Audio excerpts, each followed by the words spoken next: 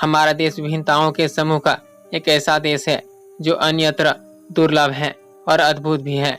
इस दुर्लभता और अद्भुत स्वरूप में आनंद और उल्लास की चमक दिखाई देती है।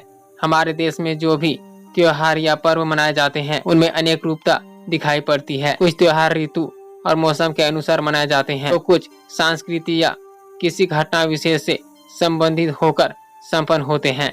हमारे देश में त्योहारों का जाल बिछा हुआ है। यूँ कहा जाए जो कोई बहुत बड़ी अत्युक्ति अथवा अनुचित बात नहीं होगी कि यहाँ आए दिन कोई ना कोई त्योहार पड़ता रहता है। ऐसा इसलिए कि हमारे देश के ये त्योहार किसी एक ही वर्ग, जाति या संप्रदाय से ही संबंधित नहीं होते हैं, अपितु ये विभिन्न वर्गों, जातियों और संप्रदायों के द्वारा संपन्न और आयोजित होते रहते हैं। इसलिए त्योहार धार्मिक, सांस्कृतिक, राजनीतिक और सामाजिक होते हैं।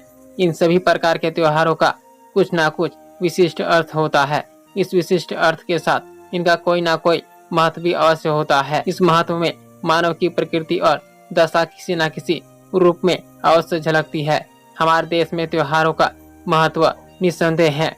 इन त्योहारों का महत्व समाज और राष्ट्र की एकता, समृद्धि, प्रेम, एकता, मेल मिलाप के दृष्टि से है।